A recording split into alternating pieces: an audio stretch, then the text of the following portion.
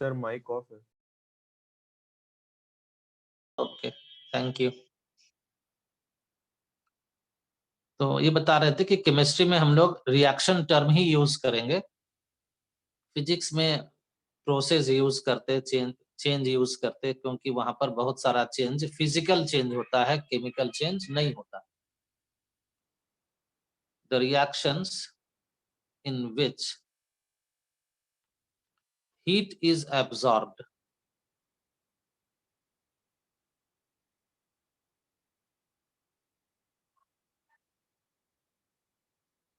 is called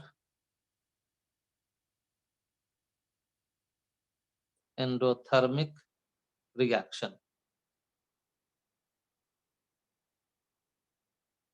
यहां पर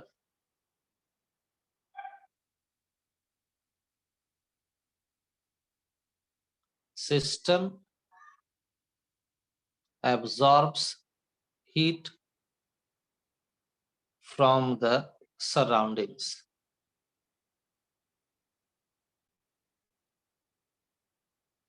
या कह सकते हैं surroundings give heat to system.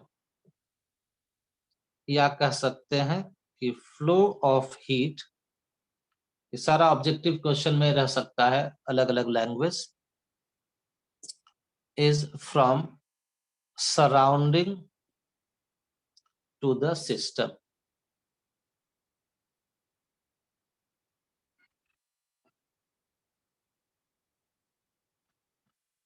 और दूसरा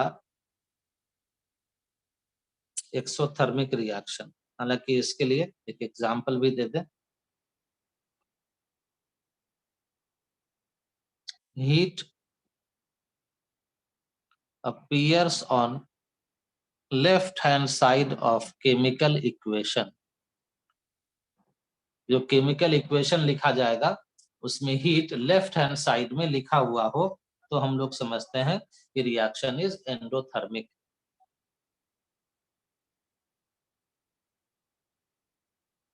carbon plus hydrogen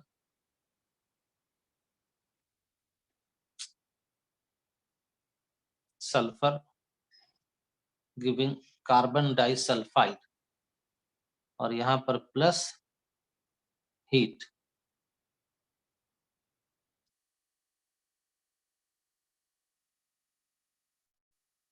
to SO3 plus heat giving 2SO2 plus O2। तो हीट आ रहा है लेफ्ट हैंड साइड में,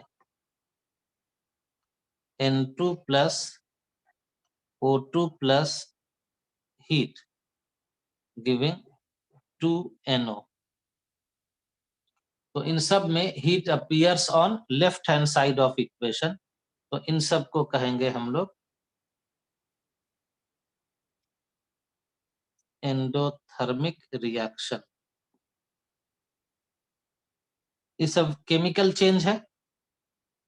और मान लीजिए जैसे अभी बताए थे, कार्बन डाइऑक्साइड सॉलिड से carbon dioxide gas, physical change है।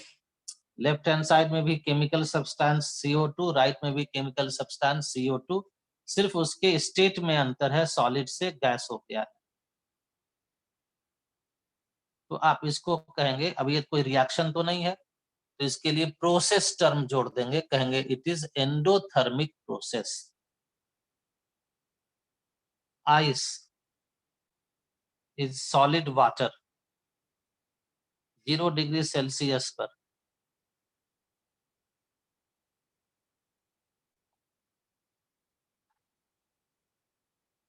ये कन्वर्ट हो जाता है H2O लिक्विड में।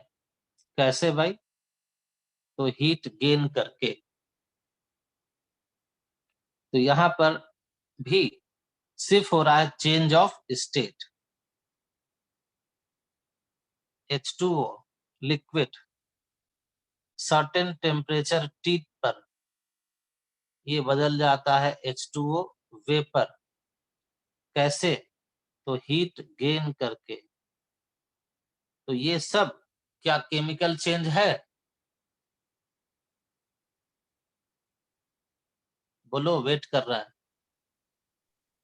No sir. No sir. ये सब फिजिकल चेंज है, लेकिन हीट अपीयर हो रहा है लेफ्ट हैंड साइड में, तो सब में सब का सब एंडोथर्मिक है। तो इसको आप रिएक्शन तो नहीं कह सकते, इसको कहते हैं एंडोथर्मिक प्रोसेस, या कहते हैं एंडोथर्मिक चेंज। चेंज तो हुआ है। तो कभी एंडोथर्मिक रिएक्शन यूज किया जाएगा, कभी प्रोसेस यूज किया जाएगा। तो आप प्रोसेस फिजिकल और केमिकल सब तरह के चेंज के लिए कहते हैं, लेकिन रिएक्शन सिर्फ केमिकल चेंज के लिए कहते हैं। तो नॉर्मली हम लोग फिजिकल चेंज के लिए प्रोसेस अभी यूज करेंगे और केमिकल चेंज के लिए रिएक्शन करेंगे। तो हो गया एंडोथर्मिक रिएक्शन या एंडोथर्मिक प्रोसेस, जिसमें हीट एब्जॉर्ब हो रहा हो। कौन एब्जॉर्ब कर रहा हो? तो सिस्टम हीट एब्जॉर्ब कर रहा हो। Heat is absorbed, system absorbs heat. कौन दे रहा हो हीट? तो सराउंडिंग दे रहा हो हीट। तो एक तो ये समझने का तरीका है। दूसरा, जब रिएक्शन लिखते हैं तो हीट जब लेफ्ट हैंड साइड में हो तो समझ जाते हैं कि जो रिएक्शन है या जो चेंज है, जो प्रोसेस है, वो एक एंडोथर्मिक प्रोसेस है।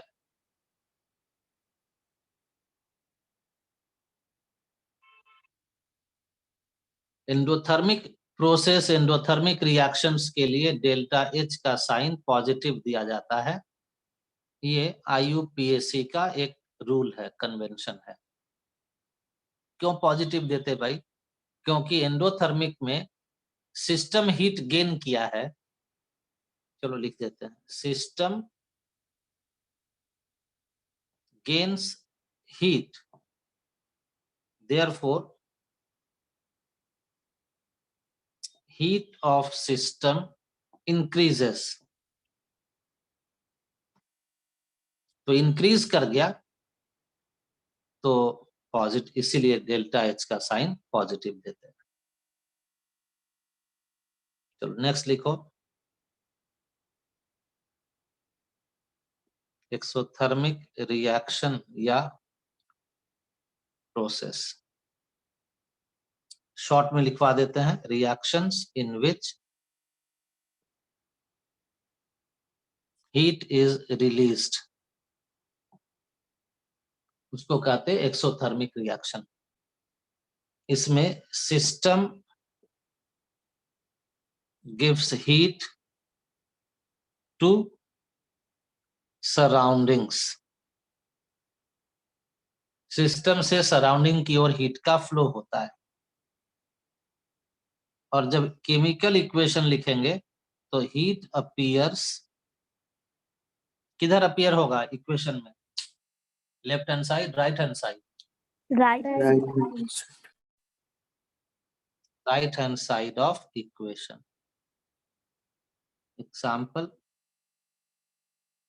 C+O2 giving CO2 plus heat, H2 plus O2 giving H2O plus heat, CH4 plus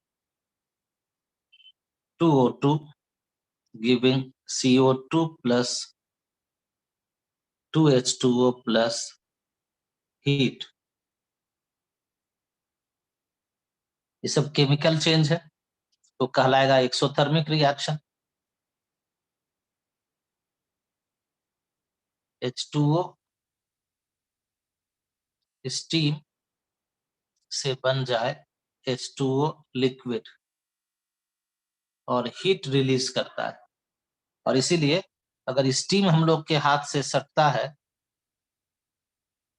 तो वो हीट रिलीज कर देता है, जिससे हम लोग का हाथ जलने लगता है। तो H2O स्टीम वाटर में जैसे ही कन्वर्ट होता है large amount of heat release करता है। तो यहाँ पर H2O पहले भी H2O है चेंज के और बाद में भी सब्सटेंस H2O ही है, तो ये फिजिकल चेंज हो गया। लेकिन ये सब का सब हो गया एक्सोथर्मिक रिएक्शन या एक्सोथर्मिक प्रोसेस, और इन सब के लिए डेल्टा H का वैल्यू निगेटिव लिया जाता है। डेल्टा H मतलब एंथैल्पी चेंज, मतलब heat change.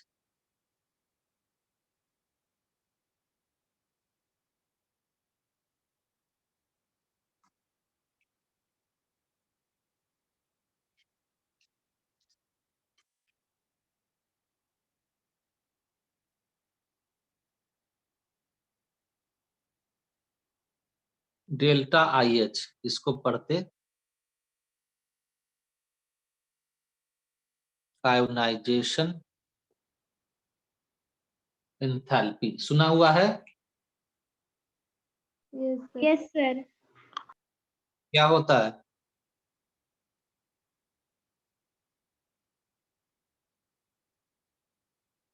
Maximum energy to remove electron from outermost of a gaseous atom, non-bonded atom. Maximum नहीं, मिनिमम। तो गैसियस एटम ए को some amount of heat Q दिया गया, यहाँ Q के साथ मिनिमम लिख दो, QMIN। तो गैसियस एटम ए कैटायन में बदल गया, इलेक्ट्रॉन रिलीज हो गया। तो this Q minimum is the value of delta H, delta IH, sorry. तो ये पीरियोडिक टेबल में पढ़ते हैं कि minimum amount of energy required to convert gaseous atom into gaseous ion by removal of electron. Delta EGH क्या पढ़ते इसको?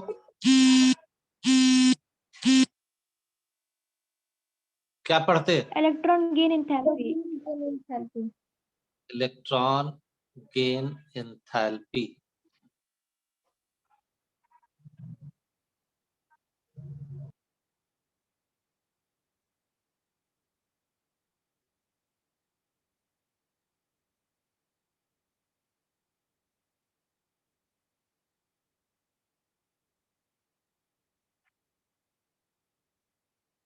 अगर ऐसा हो तो कहेंगे delta EGH equal to plus Q, क्योंकि Q लेफ्ट हैंड साइड में है। लेफ्ट हैंड साइड का मतलब एंडोथर्मिक, और एंडोथर्मिक चेंजेस के लिए साइन डेल्टा H का पॉजिटिव होता है। लेकिन अगर ऐसा हो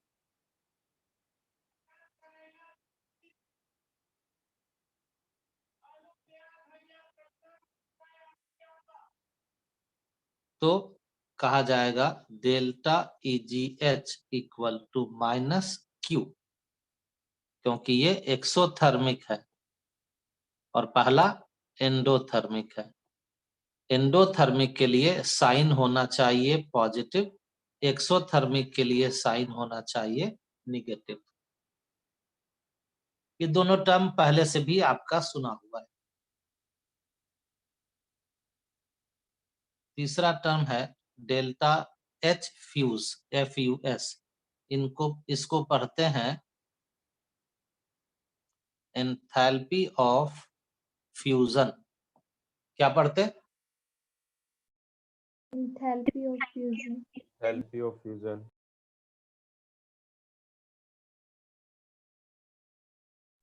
इसको डिफाइन करते हैं कि 1 मोल of solid substance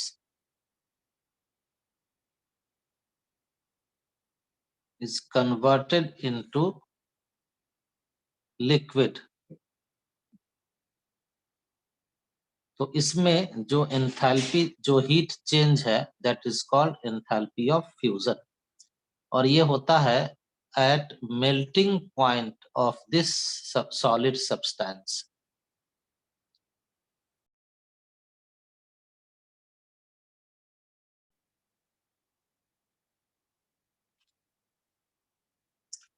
the amount of heat required to convert 1 mole of a solid substance into liquid, और किस टेम्परेचर पर, तो उस सॉलिड सब्सटेंस के मेल्टिंग पॉइंट पर। मान लीजिए आप आइस लेते हैं,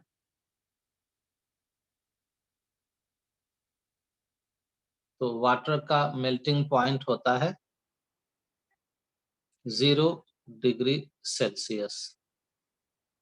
इसका अगर 1 मोल लिया गया है तो हम लोगों को 6 किलो जूल ऑफ हीट का रिक्वायरमेंट होता है, जिससे वाटर लिक्विड में कन्वर्ट हो जाए। तो आप कहेंगे enthalpy of fusion of water equal to 6 kilo joule.